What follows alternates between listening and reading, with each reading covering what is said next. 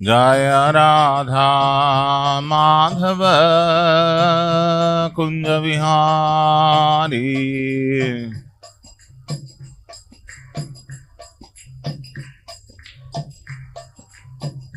जय गोपी जना वल्लभ गिरिवरधारी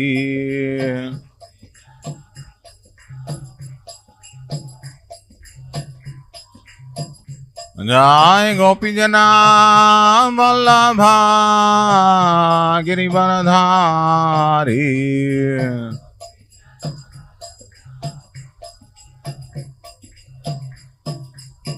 यशोदानंदन व्रज जनारंजना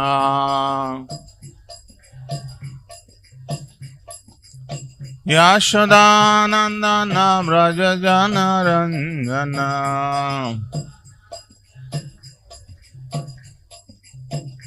यमुना तीरा वनचारी यमुना तीरा वनचारी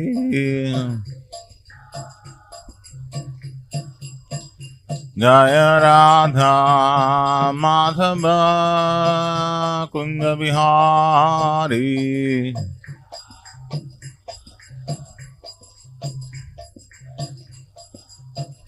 जय राधा माधव कुंज Vihari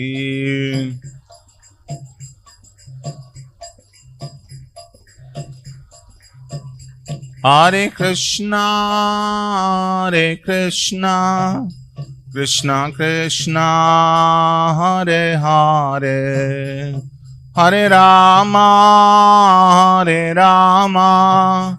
Ram Ram Hare Hare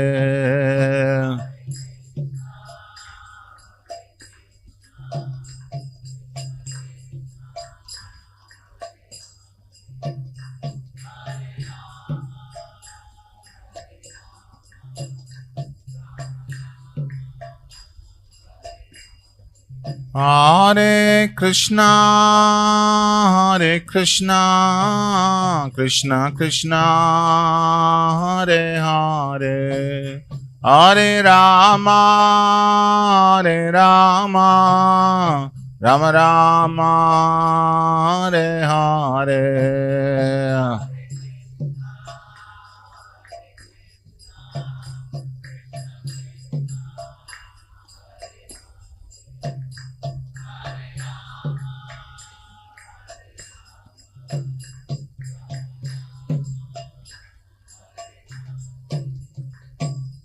Hare Krishna Krishna Krishna Hare Hare Hare Ram Ram Ram Hare Hare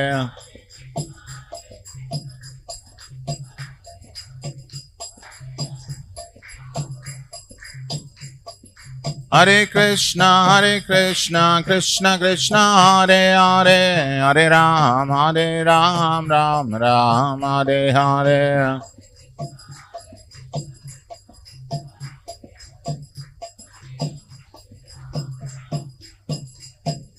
Hare Krishna Krishna Krishna Hare Hare Hare Ram Ram Ram Hare Hare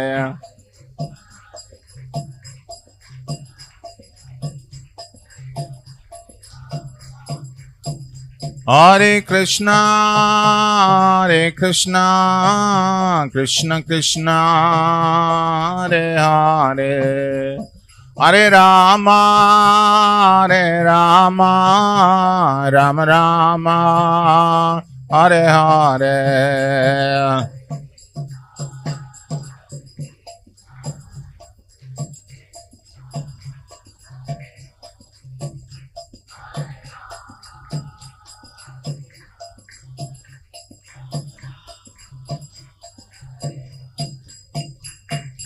Hare Krishna Krishna Krishna Hare Hare Hare Ram Ram Ram Hare Hare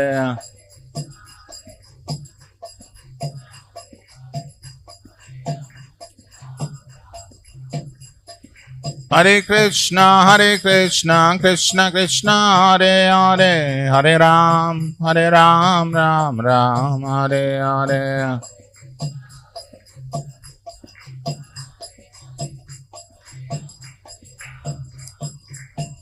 Hare Krishna, Krishna Krishna, Hare Hare, Hare Rama, Rama Rama, Hare Hare.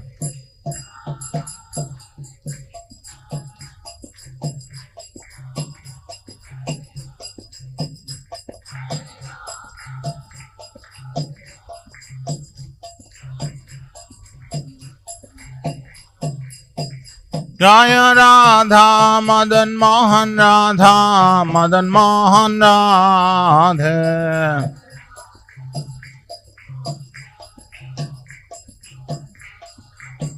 Jai Gauranita, Gauranita, Gauranita, Jai Gauranita.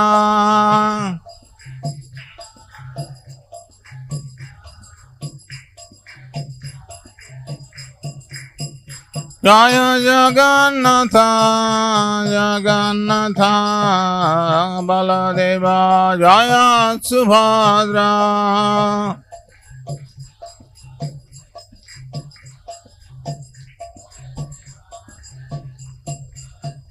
Jai Jai Prabhupada, Prabhupada, Prabhupada, Prabhupada.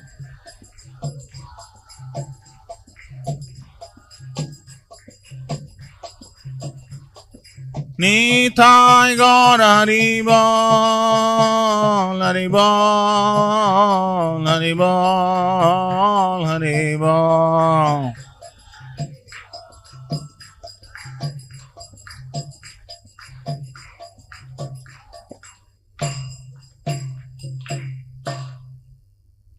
Jai Vishnupad Param Saparivraj Kacharya. Ashtotra Sata Shri Srimad His Divine Grace Labai Charanaravindha Bhaktivedanta Swami Srila Prabhupada Ki.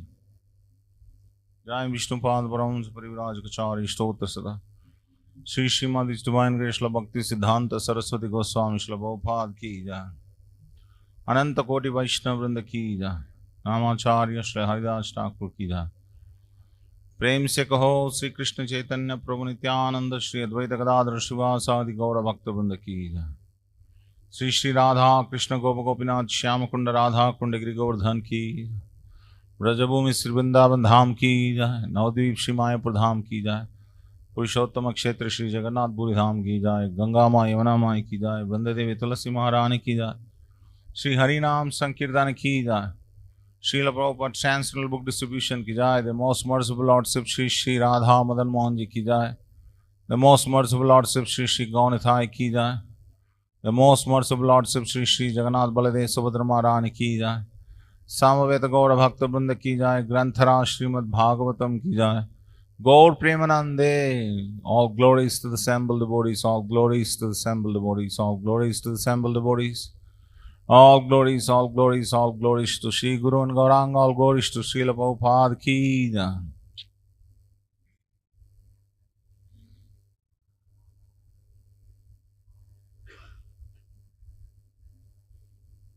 We request them to reduce the sound a little bit. Om Namo Bhagavate Vasudevaya.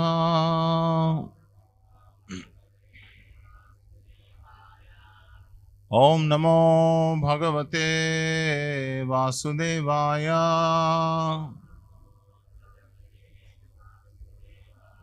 Om Namo Bhagavate Vasudevaya.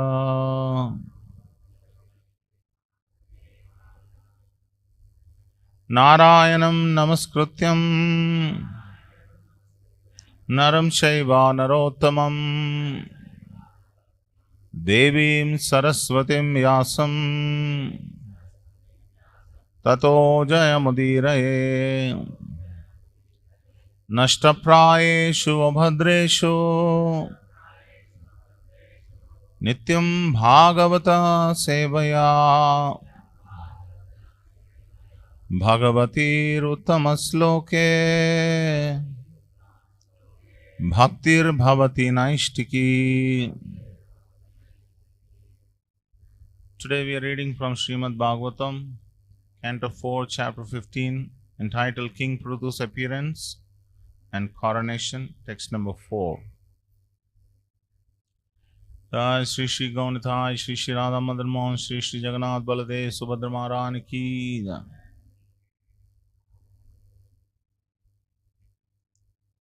Ayam tu pratamo rajnya. Ayam tu prathamo rajnyam Puman prathayita yashaha. Puman prathayita yashaha. Pruturnama Maharajo. Pruturnama Maharajo. Bhavishyati Prutushrava. Bhavishyati Prutushrava. Ayam tu prathamo rajnya. Puman pratayita yashaha. Pruturnama Maharajo. Bhavishyati Prutushrava. Ayam tu prathamo rajnya. Puman pratayita yashaha. Pruturnama Maharajo. Bhavishyati Prutushrava.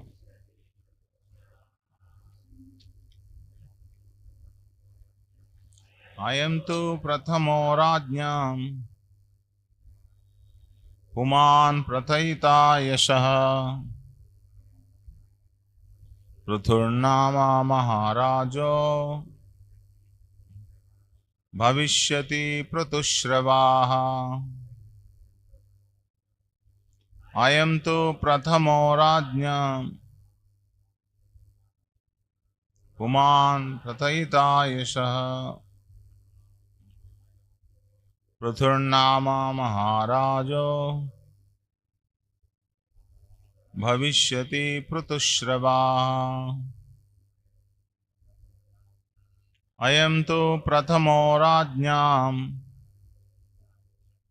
Puman prathayita yashaha. Pruturnama Maharajo. Bhavishyati Prutushrava. Any Matajis? Ayam tu prathamo rajnyam. Puman prathayita yashaha. Pruturnama Maharajo. Bhavishyati Prutushrava. Ayam this tu then Prathamaha the first Rajnyam of kings. Puman the male. Prathayita will expand. Yashaha reputation. Prutuhu Maharaj Pruthu. Nama by name. Maharajaha the great king. Bhavishyati will become. Prutushravaha of wide renown. Translation and purport by His Divine Grace A.C. Bhaktivedanta Swami Srila Prabhupada Ki Jai. Translation of the two, the male will be able to expand his reputation throughout the world. His name will be Pruthu. Indeed, he will be the first among kings. Please repeat. Of the two, the male will be able to expand his reputation throughout the world. His name will be Prabhu. Indeed, he will be the first among kings. Purport by Srila Prabhupada. There are different types of incarnations of the Supreme Personality of Godhead. In the Shastras, it is said that Garuda, the carrier of Lord Vishnu, and Lord Shiva, and Ananta are all very powerful incarnations of the Brahman feature of the Lord. Similarly, Sachipati or Indra, the king of heaven, is an incarnation of the lusty feature of the Lord. Aniruddha is an incarnation of the Lord's mind. Similarly, King Prithu is an incarnation of the ruling force of the Lord. Thus, the saintly persons and great sages predicted the future activities of King Prithu, who was already explained as a partial incarnation of a plenary expansion of the Lord. Om Ajnanatimidandhasya Jnananjana Shalakaya Chakshurunmilitam Yena Tasmai Shri Gurave Namaha. Shri Chaitanya Manobhishtam Sthapitam Yena Bhutale Swayam Rupa Kadamayam Dadati Svapadantikam Vancha Kalpatarobhyasya Kripa Sindhubhyavasya Patitanam Pavanebhyo Vaishnavebhyo Namo Namaha. Jai Sri Krishna Chaitanya Prabhu Nityananda Shri Advaita Gadadhara Srivasadi Gaura Bhakta Vrinda. Hare Krishna Krishna Krishna Hare Hare Hare Rama Rama Rama Hare Hare. Mukam karoti vachalam pangum langayate girim yat kripatamaham vande Shri Gurum Dinatharinam.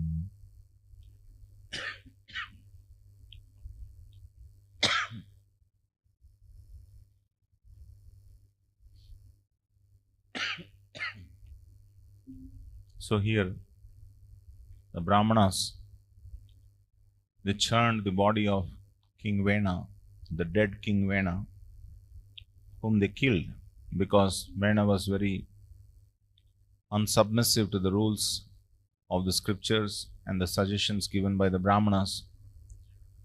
So from the dead body, they churned the hands of Vena, and they got two people. Two forms came out of that churning. One is the male form and another is female form. So they are now giving names to these forms and describing about their future activities, their qualities, all of that. So the male form will be named as Pruthu, and the female form, which will be known later as Archi. So Pruthu is going to be a great king, known for his rulership. In fact, this world will know that if there is anyone who is a great king who ruled this world, that will be like, it should be like Pruthu Maharaj. So that was the prediction given by these Brahmanas and Srila Prabhupada, how the Lord's different potencies are invested in various living entities, and they will be able to display great powers. So they are called Shakti Avesha avatars. Lord has many, many avatars. One of the category is Shakti Avesha avatar. Actually, Lord Chaitanya discusses this with Sanatana Goswami, how so many different types of avatars he discusses with Sanatana Goswami. How Lord Krishna is expanded into various Krishna forms in Rasalila and various Krishna forms in Dwaraka Leela, where he was simultaneously present. All those forms are very unique forms, special forms, they are called Swayam Rupa forms of the Supreme Lord. Similarly, then Lord Krishna expands into Balaram. The only difference between Krishna and Balaram is that their color is different. Krishna is Shyama and Balaram is white in color. And then first Balaram he expands into now quadruple forms, such as Vasudeva, Sankarshana, Aniruddha and Pradyumna. And then from that Sankarshana comes a four-handed form of Lord Narayana, which was also displayed at the time of Krishna's appearance in that Leela, where in Mathura, in the jail, Krishna appears in the four-handed form. By the request of both Vasudeva and Devaki, he becomes a small child. He becomes again a two-handed form of Krishna. So all these different forms he explains. And then from each of these four forms, such as Vasudeva, Sankarshana, Aniruddha and Pradyumna, they are quadruple forms where they hold different items in their hands, starting from the lower right hand, the upper right hand, and then a lower left hand, and upper left hand, and then lower left hand. The Shankha, Gada, Padma, Chakra, all these things, they get exchanged from one place to another place, and then 12 different incarnations or expansions of the Lord comes. They are the ones which we every day put our tilaka, Om Keshavaya Namah, Narayana Namah, Vamana Maha, Vishnuvaya Namah, Madhusudana Namah, Trivikramaya Namah. All these 12 forms, these four things are differently placed. So, and then there are another two expansions from this Vasudeva, Sankarshana, Aniruddha, Pradyumna. So totally there are 24 forms, 12 plus 8 plus these original 4, 24 forms. And these 24 different forms are there in the spiritual world. They are the ones in different various Vaikuntha planets. These are the predominating deities. And then Lord Chaitanya explains that from this Narayana there is another quadruple expansion. Again Vasudeva, Sankarshana, Aniruddha, Pradyumna. From this second Sankarshana comes the material world expansions, that is Purushavatara. So the Karanodakshaya Vishnu, Garbhodakshaya Vishnu, Kshirodakshaya Vishnu, and from that Kshirodakshaya Vishnu, all the other incarnations come to this material world. So this was the explanation given by Lord Chaitanya to Sanatana Goswami, and in that he was explaining about the 6 different types of incarnations. One is Purushavataras, another is Gunavataras, another is Yugavataras, another is Manvantaravatas, and Leelavataras, and then finally Shaktya Veshavataras. These are the 6 categories of avatars that Krishna comes in. And amongst those 6 categories of avatars, one of the type is Shaktya Veshavatar, and in those Shaktya Veshavatar, there are various avatars which are categorized as Shaktya Veshavatars. Like for example, Parashuram is called Shaktya Veshavatar, Lord Buddha is called Shaktya Veshavatar. Whatever 30 incarnations which were mentioned in the Bhagavatam, 1st canto, 3rd chapter. So in those, some of these categories are mentioned. So this comes under Shaktya Veshavatars, this comes under Yugavatar, this is Leela Avatar, this is Gunavatar. Like that, various categories of avatars are there. So Lord has many incarnations, which are some of which are mentioned in the scripture, and many of which are not even mentioned in the scripture, because the Lord's avatars are like the waves of ocean. How you cannot count the waves of ocean, the Lord's avatars cannot be counted. Just like here Prabhupada very interestingly saying that Indra is also one of the incarnation of the lusty potency of the Lord.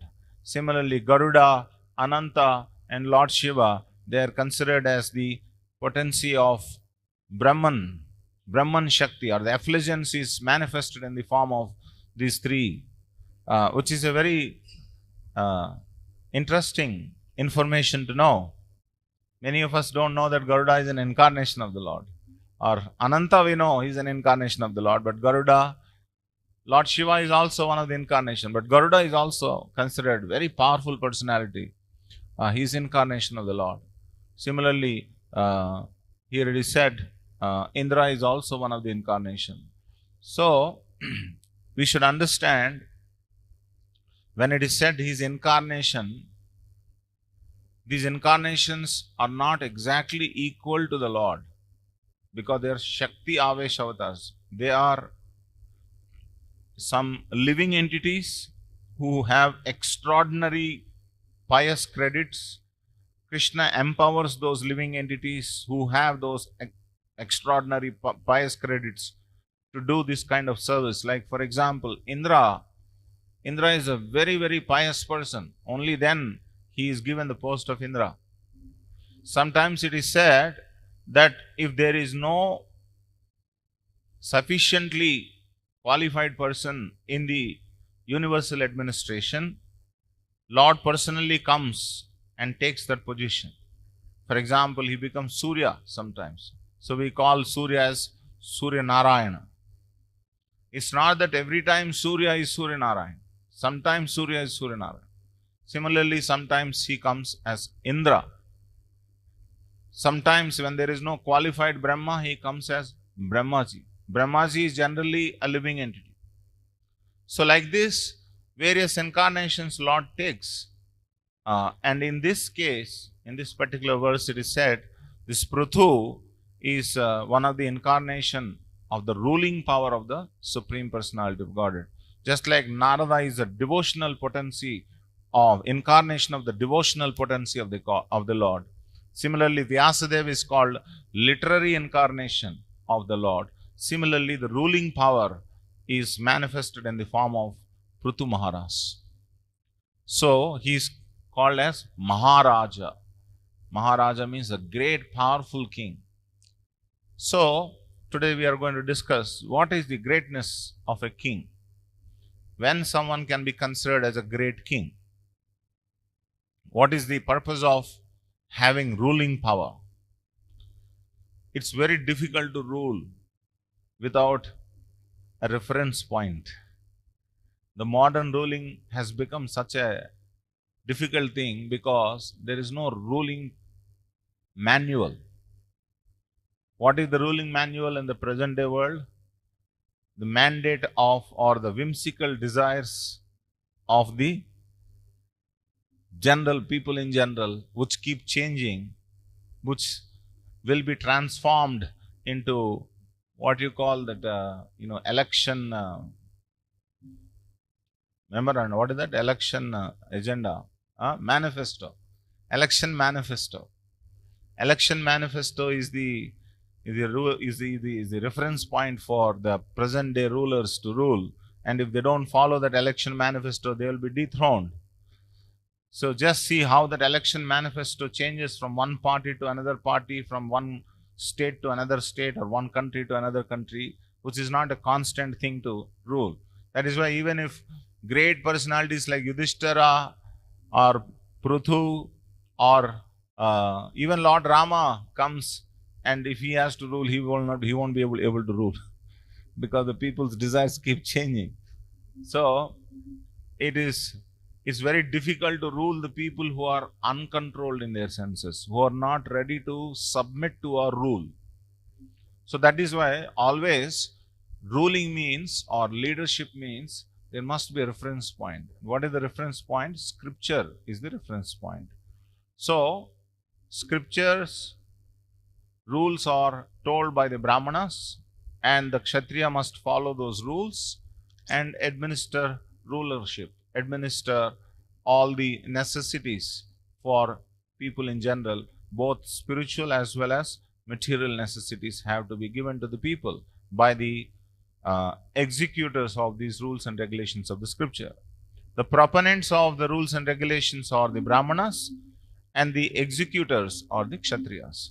So it is said there must be a proper cooperation between the Brahmanas and Kshatriyas. Only then the praja will be very happy.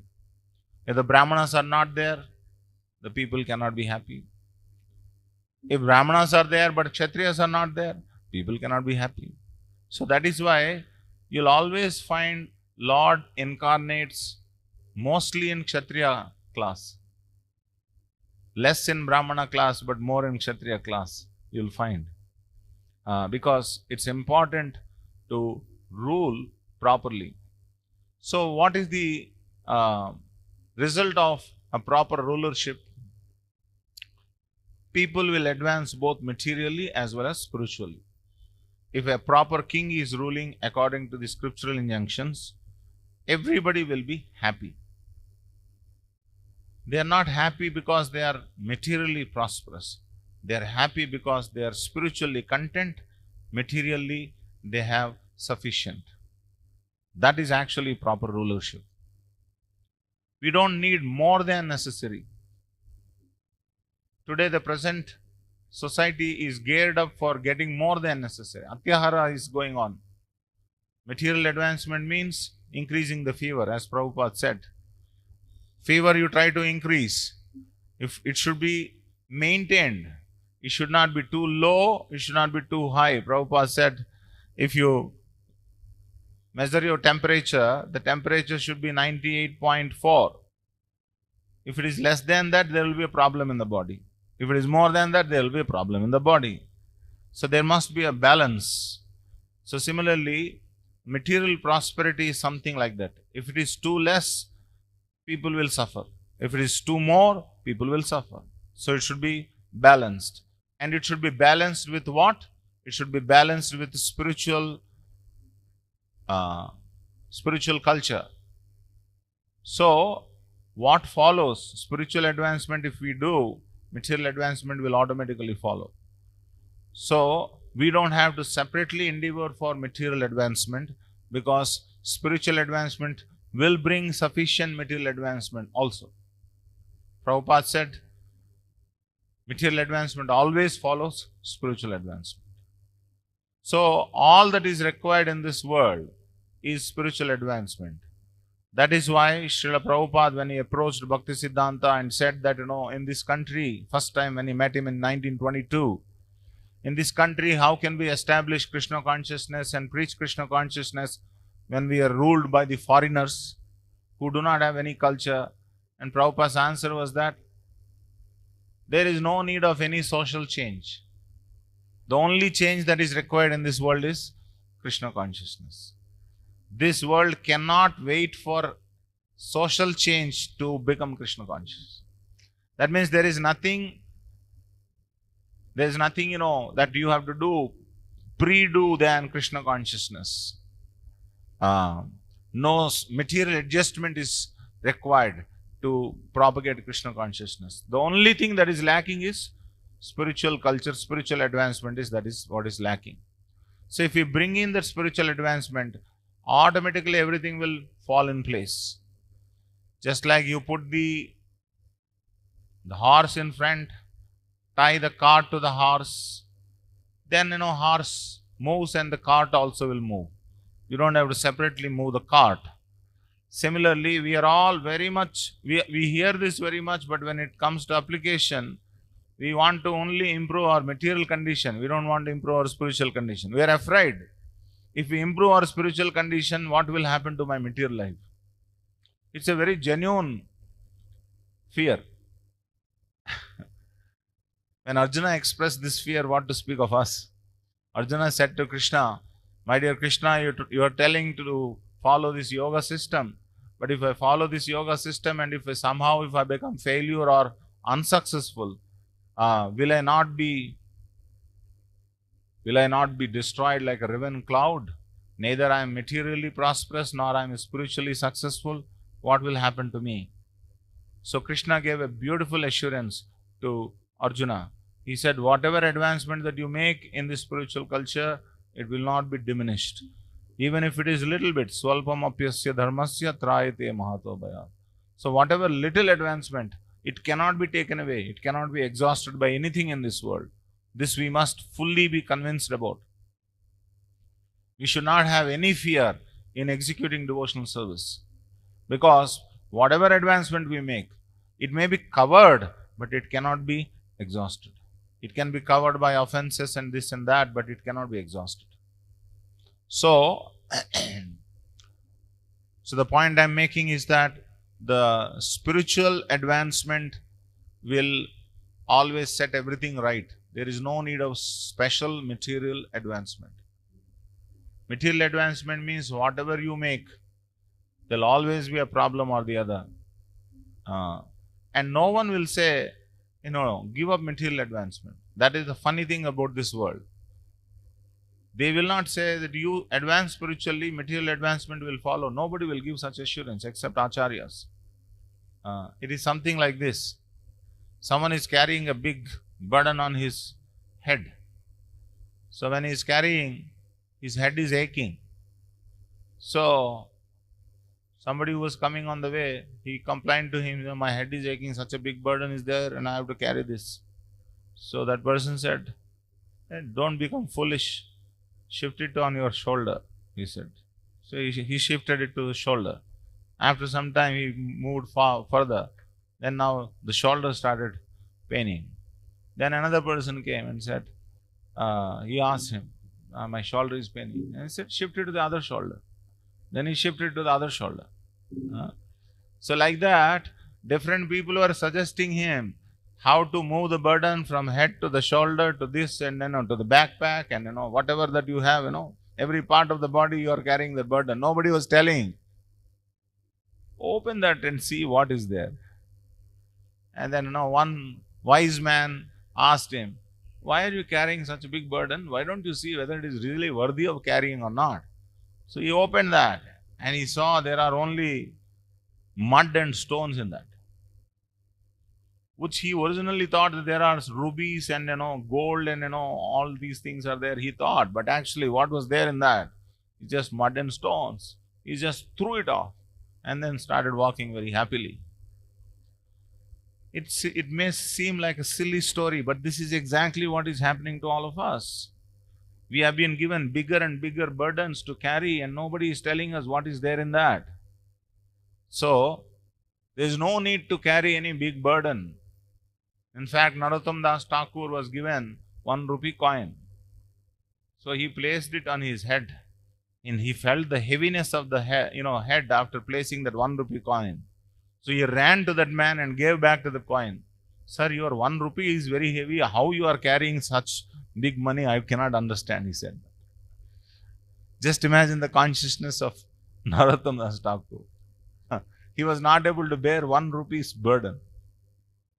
So similarly, people are accumulating so much wealth to such an extent that they don't even know how to spend that. Isn't it? So much wealth people are accumulating. What will you do with that wealth? So the time is given for spiritual advancement, and so it is important duty of a ruler to make this as a priority in people's life. If the ruler is not able to give this conviction to his praja, he is not called a proper ruler. Now, the other point is, the other extreme is that only you are talking about it, but the minimum necessities of life are not met to the people in general. Even that is also not proper. So when Prithu Maharaj took over, the situation was very bad. What was the situation? Mother Earth was very unhappy with the previous ruler.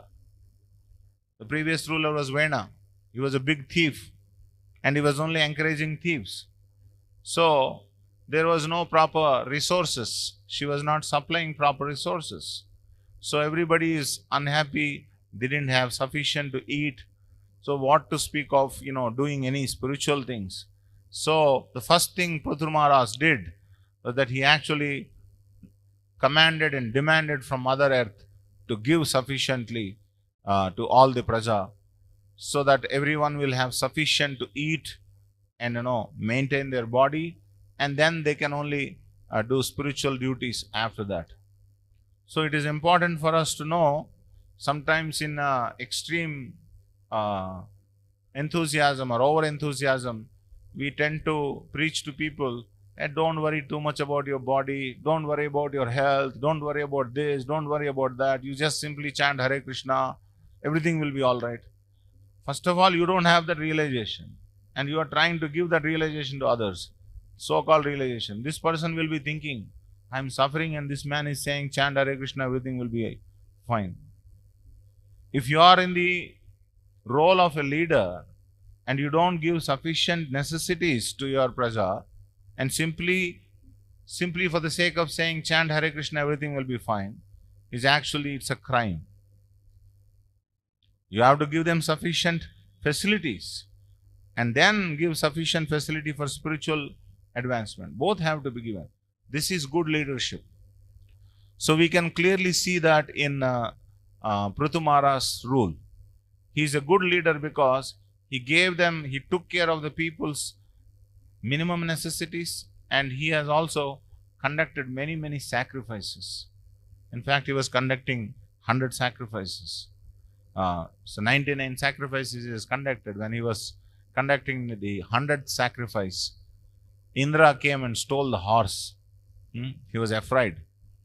He was afraid that King Prithu may become Indra. He didn't know that Prithu is Supreme Lord. He is not bothered about Indra's post. So, point I am making is that in some way or the other, each one of us are playing the role of a poshaka or a ruler. Whether you are a family man, whether you are a brahmachari, whoever it is. Suppose you are taking care of few people. Some of you are brahmacharis, you are taking care of some of the counselees. You have to make sure these counselees are very happily situated, both materially as well as spiritually. You cannot push your austerity upon them. Just because you are a brahmachari, you cannot say everything, don't worry about, all these things will be taken care of. You have to see his psychophysical nature, and accordingly you have to guide them. Similarly, Grahastha also has to see how his family members are happy or not. Sometimes, if brahmachari becomes a Grahastha, hangover continues. Brahmachari hangover continues. He doesn't bother about his wife or child or something, just goes wherever he wants. And his wife will be bewildered, child will be bewildered, what is happening, why did I marry this man? It's such a wrong decision that I have taken. It gives such anxiety. So, each one has to know their duties properly. What are the duties of brahmachari? And when we are training people, whether they are balancing their life or not is very important. If anyone is saying that, extreme philosophy, if anyone is saying, mostly, these young boys who are struggling in college, they'll say, Prabhu, after all, the life is meant for service to Krishna. Why to study all this? This is all useless nonsense, junk it is, Prabhu. I want to actually become a full-time volunteer, dedicated servant of Srila Prabhupada. We get excited. Wow! Supreme renunciation has come into his heart. Supreme laziness has come. Renunciation did not come. Please don't be fooled by this nonsense. These fellows want to become lazy. They want to simply escape the normal course of action. So you simply encourage that. Just because you become a brahmachari, you encourage that, you will be doing a great disservice to that person.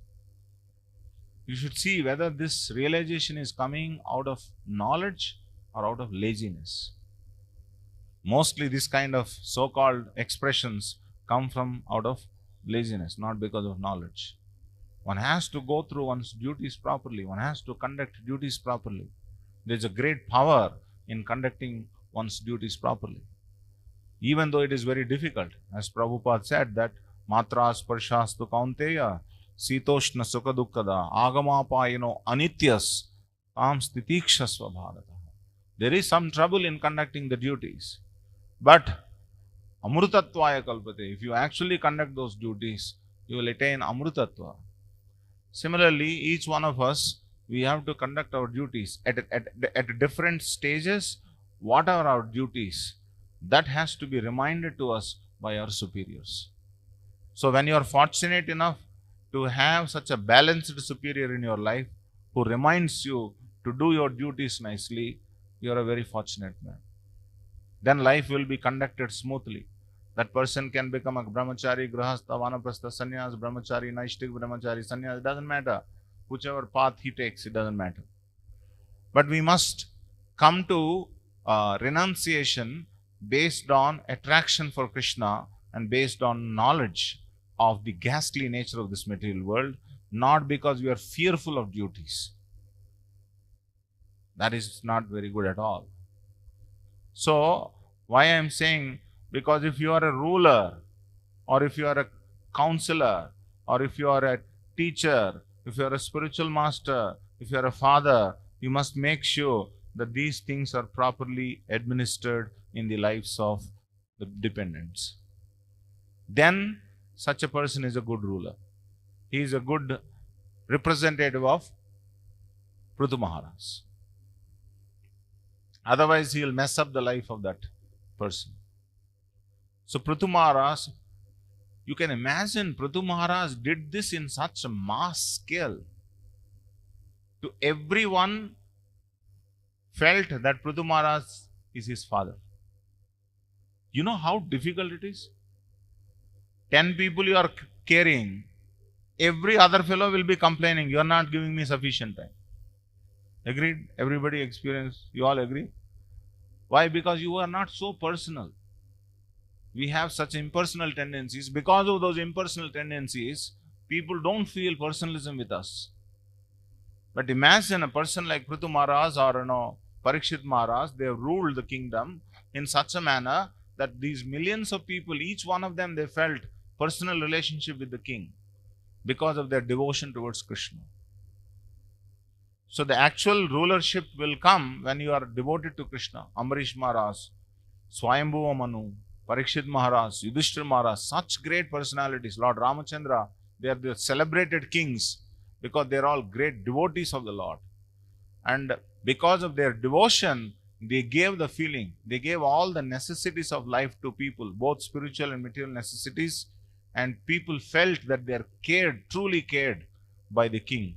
And because of the sacrifices of the king, everyone is feeling so happy. So that is what is true rulership means, true administration means. Administration means not showing some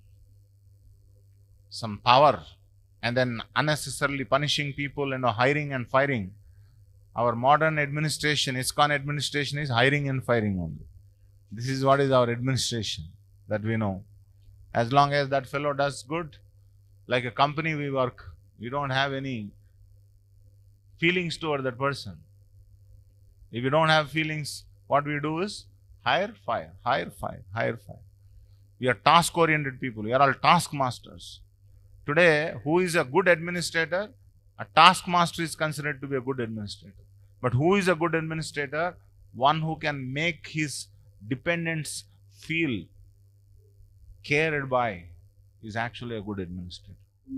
In every respect, I am given nice opportunity to advance spiritually. Such is a good administrator. And actually, Prithu Maharaj gave that. Yudhishthira Maharaj gave that.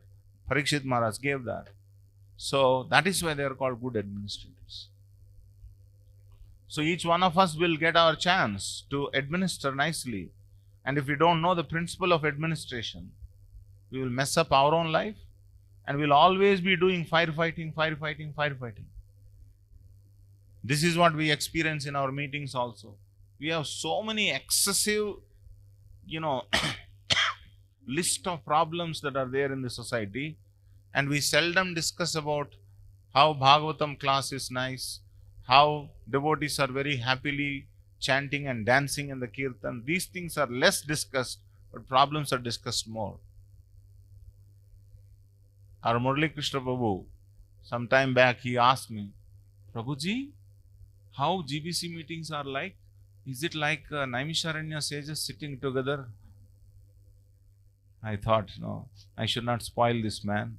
He has a nice opinion about what are GBC meetings. He should never be taken to GBC meetings. His whole conception will change. Huh? Once one devotee told me, once Prabhupada was in a closed door having a meeting with the administrators. And, it's a closed door, it's a glass door. the newly Sankirtan bus devotees just got off the bus, and they were peeping from that glass. Prabhupada looked at them and told them like this, and told these people, never spoil them, he told. Because some heavy issues are being discussed here. These people don't know. They are thinking that Prabhupada is discussing some very, very confidential topics of Krishna consciousness. Some grahastha problem, this problem, that problem. There is a problem between the brahmacharis and or the grahasthas and then the sannyasis. These things he was discussing. And these fellows, the new brahmacharis, they were peeping in from the glass window, and they were maybe some very hearty things Prabhupada is saying. So Prabhupada said, don't spoil them. So when this man asked me how the GBC meetings are, what should I say?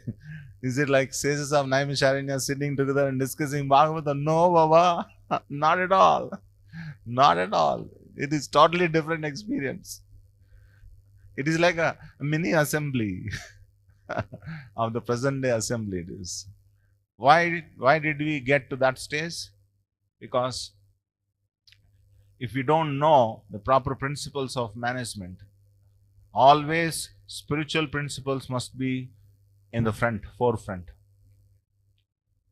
Spiritual satisfaction of the people is very important. I wanted to honestly express this to all of you.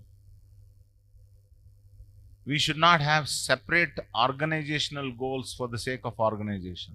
The organization is meant for individual spiritual advancement, not to squeeze out some things from the individuals and throw them out when they are, not sufficiently qualified or whatever it is. So organization is meant for individual spiritual advancement.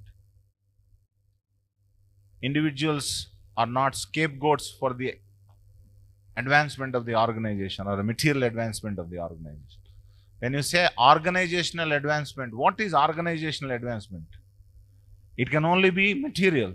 You can acquire more properties, you can acquire more whatever, bank balances and all these things. That is what is organizational advancement is. But actually organizational advancement is the people who are part of the organization, they are very happy. They are happy and they are not going away from the organization. That is the actual purpose of the organization. So this has to be understood by the administrators of the organization. Only then everybody will be happy.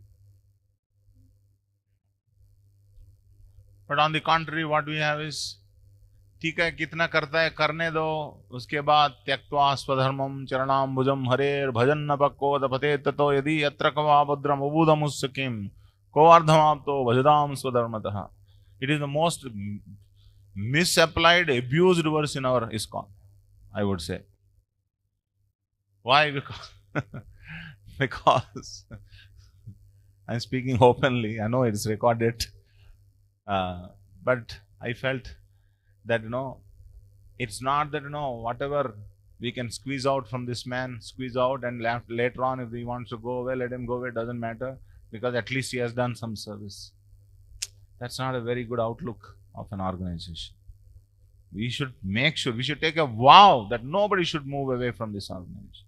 Everybody should be so happy, and everyone should have a place in this organization where they can express their devotion to Krishna through the empowerment that Krishna has given to them. That is a spiritual organization. So we should all strive to bring that kind of a culture in our organization. Not that somehow squeeze it out, and when he's useless, okay, go do whatever you want to do. That's not very good. So that is administration. And if we miss this vital point, we'll just become ruthless rulers than kind fathers. So Prithu Maharaj was one such kind father, was such kind, wonderful ruler. So these are some points. Are there any questions, comments, accusations?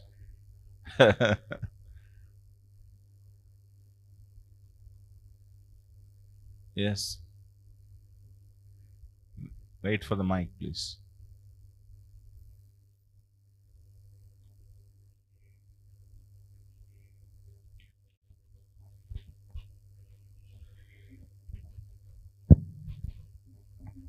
Hare Krishna, Prabhuji. Thank you for the wonderful lecture. Prabhu, in the beginning you said that if we do spiritual advancement, then material advancement will follow it. So Prabhu, if you can explain it with some example, that will be really great. Because if we go to people and people, they have let's say some person has some financial problems, and we go and preach to him about you do spiritual progress, then automatically everything will be solved. For such kind of person, it will not be possible, to jump directly into spiritual activities. Immediately that person will not accept it because he is fully absorbed in this financial problem. What is a financial problem? Tell me. Who does not have a financial problem? If I have to ask you this question. You think Ambani doesn't have financial problem? He has a financial. Ask him, he will tell you he has a financial problem. What makes a person anxious about his finances is his greed. There are people who are living with 10,000 rupees in Hyderabad. There are people who are struggling even after getting 1 lakh rupees. What is the difference between them? The difference is that by the will of providence, they have adjusted their needs to an extent that what they are getting. Without goal of life being defined, any amount of adjustment of finances is not going to solve the problem. What is the goal of life? Suppose, if somebody is saying, I have this financial problem, once this is over, I will become a devotee. He will never become a devotee, guaranteed. He will never become a devotee because his problem is that only. What is that? Postponing spiritual advancement for material advancement. That is his problem. And he will never be able to understand that. What is your priority? Your priority is spiritual advancement? Have you sufficiently Have you sufficiently understood the goal of life is to advance spiritually? If you have not understood that and you are in between, you'll always be feeling problematic. Everything will be a problem. In fact, he is waiting for problems or as excuses for postponing spiritual advancement. So it's very difficult to explain to such persons. Rather, it is better to show them an exemplary, balanced life. Like persons like you are working, some of you are working. You, instead of preaching to them, how finances are important, this or that, you are happy with your finances, you are happy with your, life. And when actually people see people who are happy, they will definitely come to you. How are you happy with such few necessities of life? How you are happy? Who is the rich man? When we are children, we were told, who is the rich man? The man who has a lot of things is not called a rich man. The man who has few wants is called a rich man. Few desires or few wants is a rich man. So similarly, we have so much atyahara lined up, packed in our in our houses. So that is why we have a problem with finance. Actually, there is no problem with finance. When we follow Ishavasya principle, there is no problem with finance. I understand, it's very difficult to tell that person. So that is why we have to go with slow process. Give them prasadam, give them experience of being happy, invite them to the house. When you invite them to the house, he sees your simple house without much of, extravagant furniture and this and that. He sees you and your wife are cooperating together nicely. He will have a very, very, different experience. Because, every house you go, it is like a marketplace only. Isn't it? Nowadays, you go to anybody's house, Grahastha's house, things are strewn there, here, there. In 2003,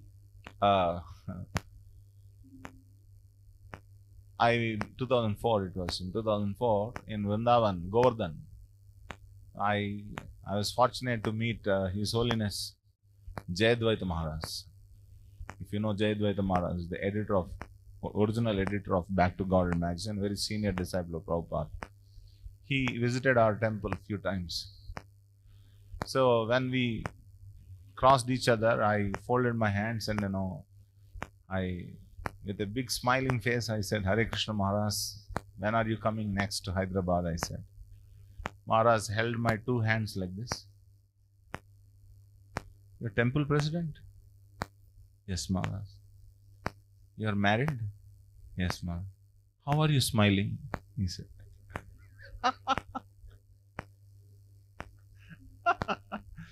It was a vivid experience for me, vivid remembrance for me. And I have the photographs, I can show you. That photograph is there. That conversation. He held my hands. You are a temple president and you're also a grahastha, recently married. Huh? And yet you are able to smile. I wonder. Maharaj said this. So the point I'm making is that when our priorities are proper, it's not very difficult. You want to still express something, still something is there again. No? Hey, it's not working. I just fix it.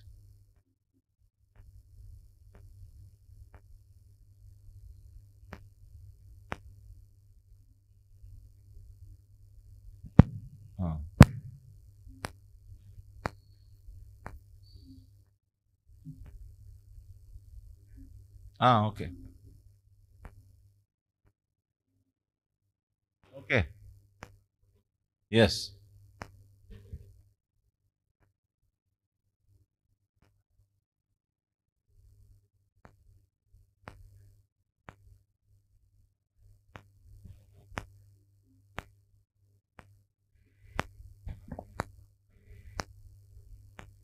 So it is, it is humanly inconceivable for us that how such great leaders gave the feeling to each individual such personal relationship.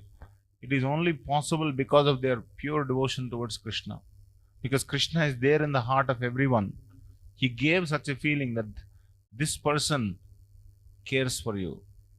Even though he might have not met him for many times or whatever, or a little exchange that they must have had. Within that little exchange, forget about Prithu Maharaj. Prabhupada. Think about Prabhupada. How do you feel about Prabhupada? You feel that Prabhupada is a very far away person?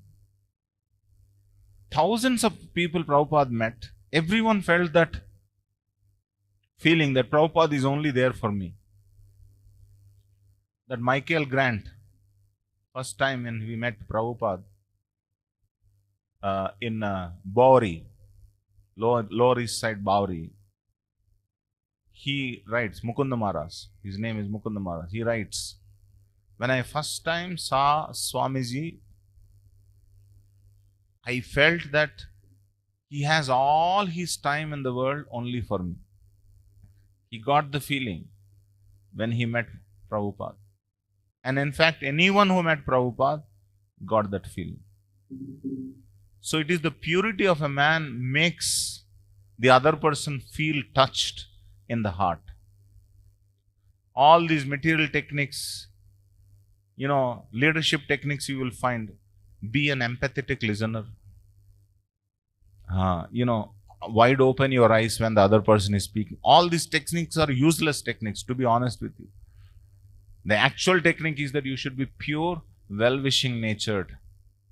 Then Krishna will make that person realize that you are actually there for him to care. So be natural. Don't artificially try to adopt these techniques. These are not useful. Because most of the time, we are only interested in techniques and really essence is lost. They also give techniques about public speaking. There should be a good beginning. There should be a good end. In between, there should be stories. And there should be modulation, should be changing from here to there. You don't have to be doing all of this. You just speak from your heart. It will touch the other person, guaranteed.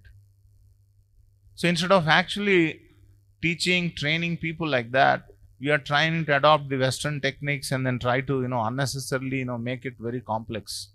Not needed. So these great personalities, to such millions of people, they touched their heart because of their very deep devotion to Krishna. Anything else? Okay, we have already crossed our limits of time. We will stop here. Thank you all very much. Srila Prabhupada ki jai. Granthra Srimad Bhagavatam ki jai. Samaveta Gaur Bhakta Brinda ki jai.